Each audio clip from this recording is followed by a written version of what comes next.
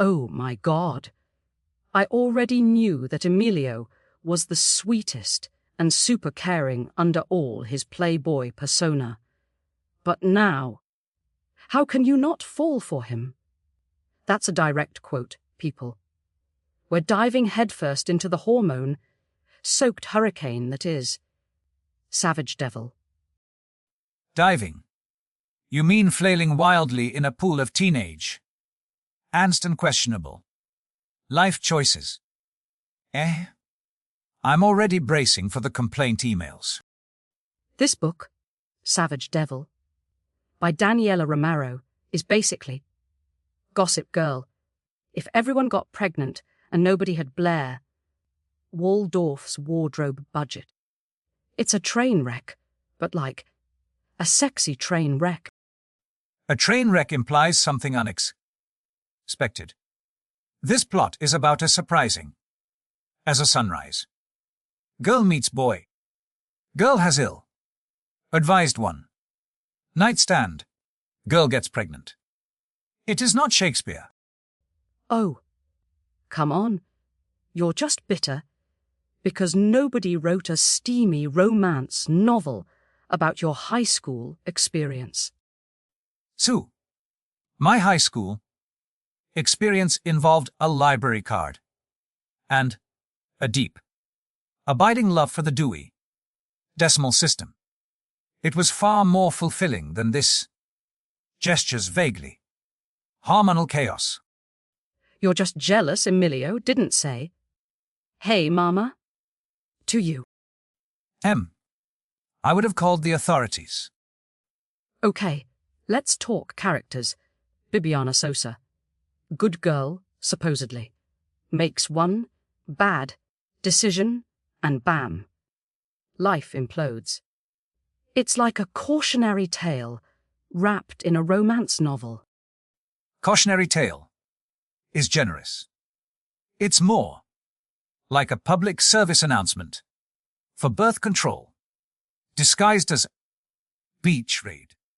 And her decision-making skills. Let's just say I wouldn't trust her to water my plants, let alone raise a child. But she's strong. She's independent. She's juggling motherhood and high school. It's like super relatable, except for the whole secret baby part. Please don't encourage them. And then there's Emilio, the devil of Sun Valley. Hi. Because apparently all high schools have a designated devil. It's in the bylaws. He's the football player. But wait, there's a twist. He's actually a good dad. It's like the writers took a trope, flipped it, and then threw glitter on it. Glitter doesn't fix fundamental character flaws. He's still a walking, talking red flag.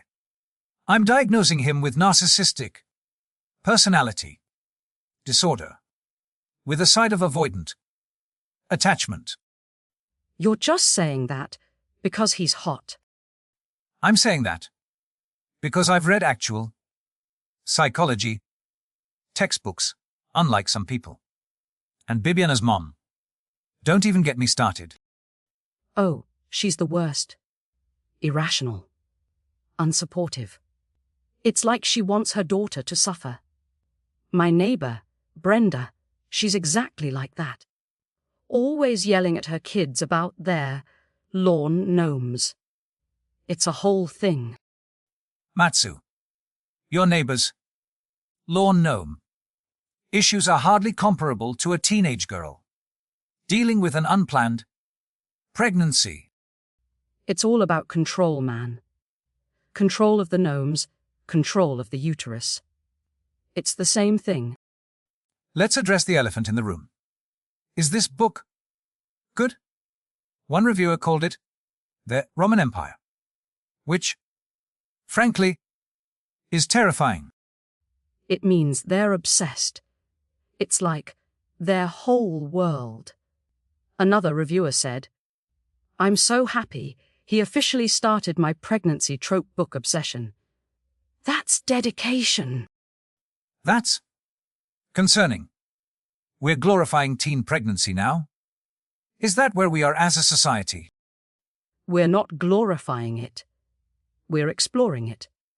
Through the lens of questionable fiction. One reviewer said the baby reveal was blah.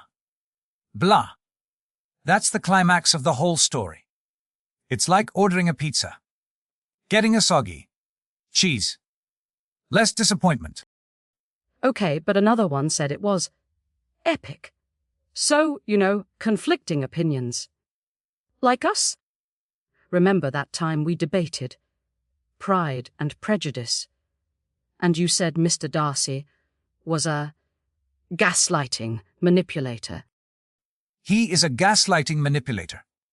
He emotionally isolates Elizabeth, undermines her confidence, and then swoops in to save her. It's classic manipulation. You just have a thing for brooding billionaires. Admit it. I have a thing for written characters with consistent motivations, which Mr. Darcy and Emilio Sanchez clearly lack. Okay. Hypothetical time. If Bibiana were a sandwich, what kind of sandwich would she be? I refuse to participate in this absurdity. Come on. I'm thinking a spicy tuna melt. Unexpected kick, but ultimately satisfying. Emilio.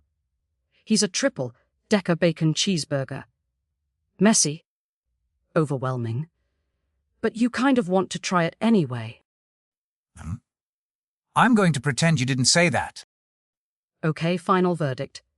I give Savage Devil 8 out of 10 screaming babies. It's messy. It's dramatic. It's probably not winning any literary awards, but it's entertaining.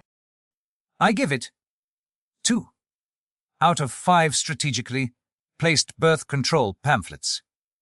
It's a predictable trope-filled mess that reinforces harmful stereotypes. Read a different book. Join us next week when we tackle The Billionaire's Secret Goldfish, a thrilling tale of underwater romance and questionable pet ownership. I'm already regretting this. Don't forget, you're listening to Heartbook Radio, where we judge books so you don't have to. Unless you want to. Then, by all means, judge away.